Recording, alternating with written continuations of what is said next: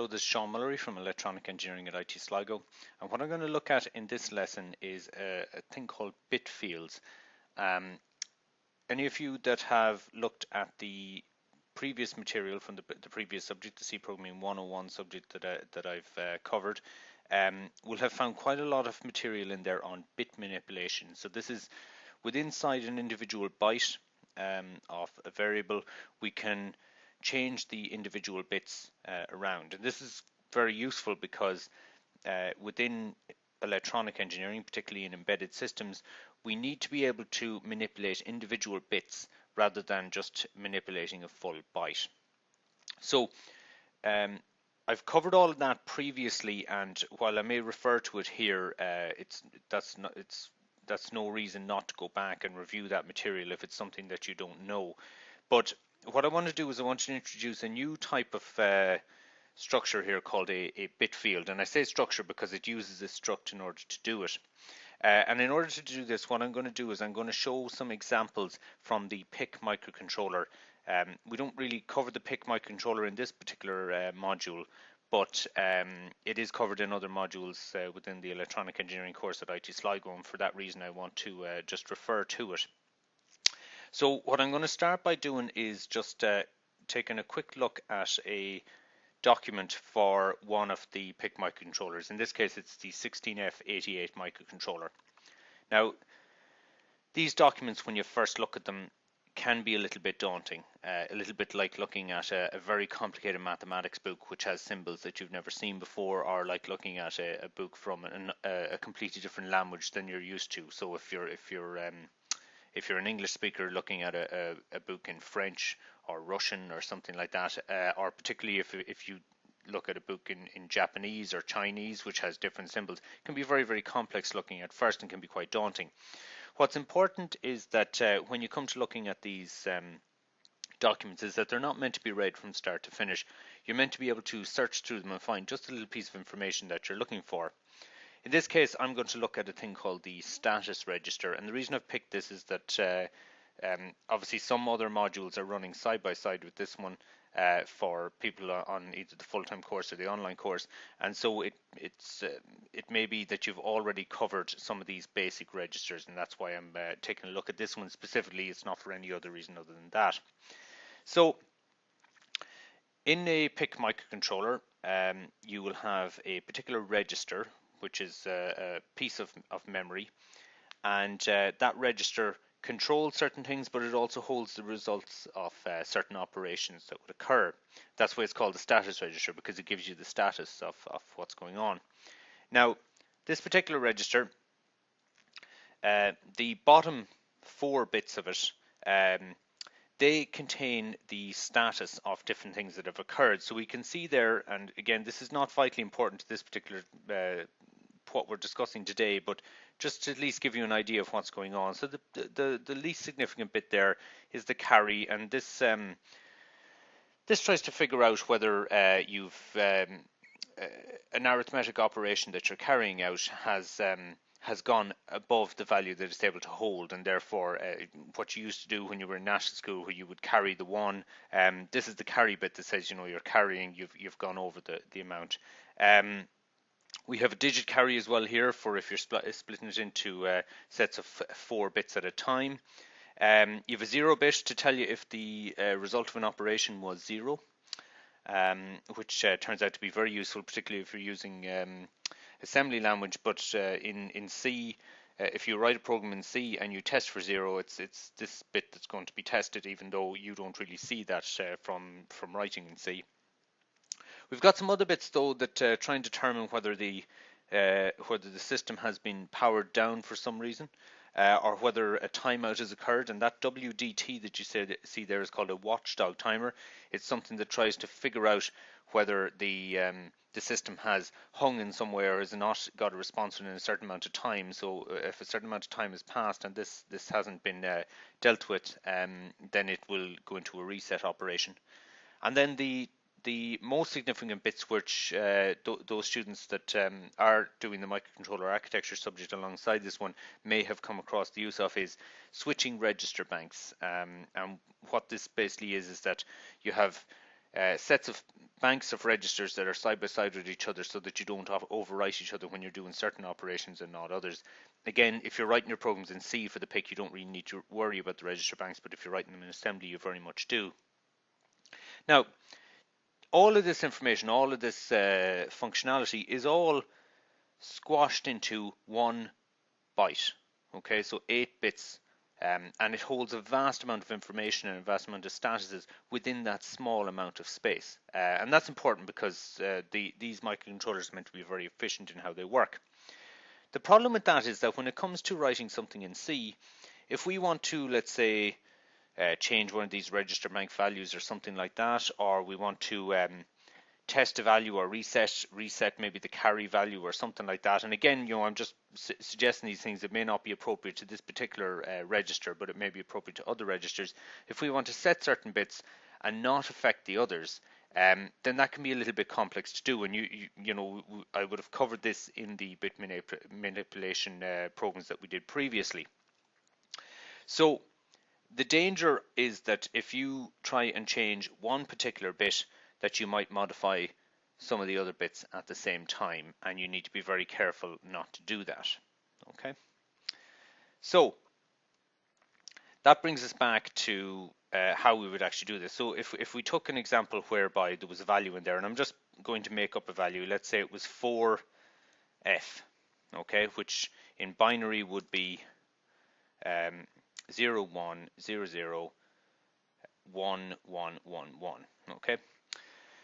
Now, let's say, for example, that we just wanted to change this bit here, but we didn't want to affect anything else. Now, that bit there would be, in effect, if we think about it here, so if we want to set that to a value of 1, you can think of it as this number here, 1, 0, 0, 0, 0, 0. So that 4 bits there would represent a 2. This is in hex, and the other 4 bits would be a 0.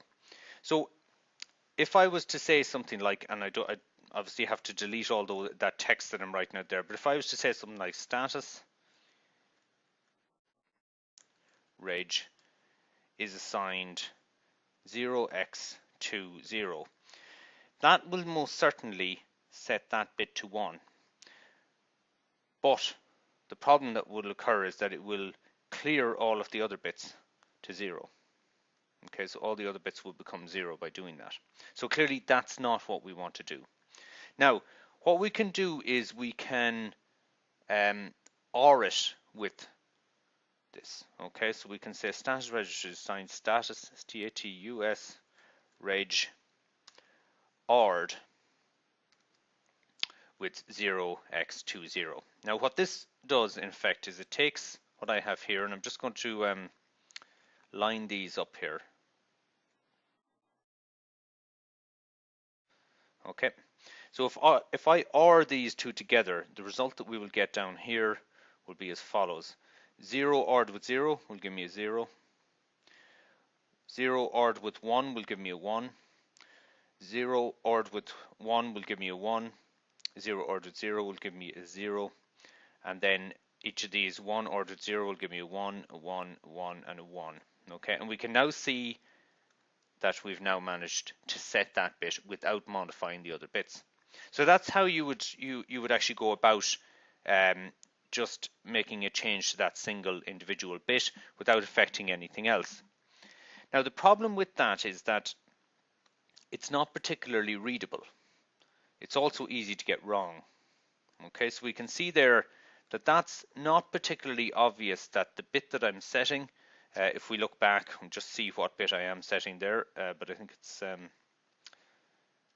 okay, so it would be bit 5 there that I'm setting, this one here, RP0 in effect. So RP0 is clearly going to affect whether I'm going to move from bank 0 to bank 1 or from bank 2 to bank 3, okay? Depending on what the value of RP1 is in that particular case. So that's not very obvious from the text of the program that that's actually occurring. Okay, so it's not very readable. So there are another mechanism to go about it, and rather than write this out, what I'm going to do is I'm immediately going to jump to the header file for the 16F88 chip.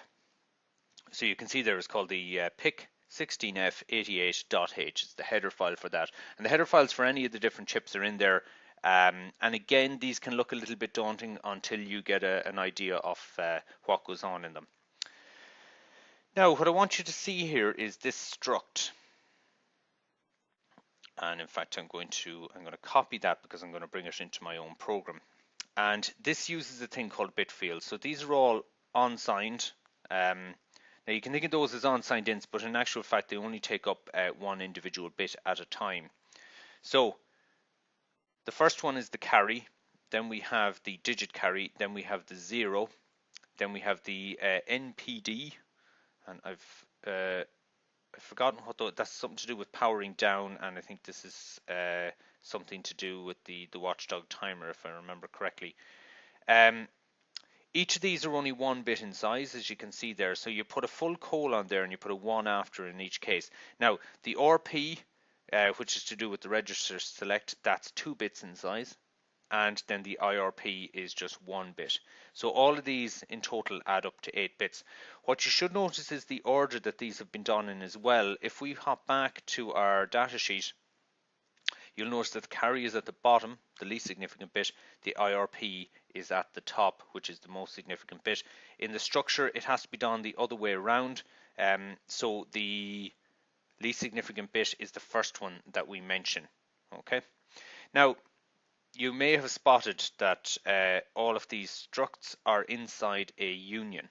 Okay, don't worry about the type def. I'm going to do a full section on that before too long. But you may notice that they're all inside a union in this case. I don't want you to worry too much about that, but all that you can see is that we've got a struct, we've got another struct inside of it, we've got a third struct, and we've got a fourth struct. And we've also given the union a name. It's called status bits underscore t, which is clearly for getting at the individual bits of the status register. So the reason for this is that we may want to look at the status bits in this case 4 different ways. This one gives a name to every individual bit that's involved. Okay. This one, however, you'll notice that it has an unsigned and it says nothing after it, and that's for the first 5 bits. So if we're using this version of it, we do not want we don't want the person worrying about carries and digit carries and all those sort of status things. This is purely if we want them to modify RP0 and RP1. So you'll see RP0 and RP1 are given as separate bits there, whereas previously they were given as 2 bits. So you would have had to give either a value between 0 and 3 for that. In this case, we're given individual bit values to these. Okay. If you just want to test the value of the carry and you're not concerned about anything else, you can do this and just use the carry one, which again, remember, these are all taking up the same piece of memory space, so that's perfectly fine. And the reason that we don't have to put the 5 before this one is that the carry is the very first of them. And if we want to test the 0, which as we can see is the 3rd bit in, we're not too concerned about the first 2 bits, so we just leave that blank there for that, and we don't worry about anything comes after it because that takes care of itself. So there might be 4 different ways that we might want to either manipulate or read the values from this particular structure. So that's why they're put inside a union. So here's a situation where structures have been put inside a union, but they're all taking up the same piece of space. Okay, so the reason that this is all useful is that later on we can use this status bits underscore t here, and we can then put a dot to the RP or to the IRP or to the carry bit in order to read a piece of it. So I'm going to take that over to my own one here, and I'm going to write it up the top just to have it there. Okay.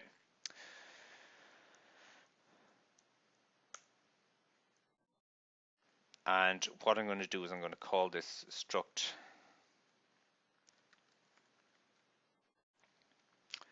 status, and rather than making an unsigned character, then I'm going to I'll just say status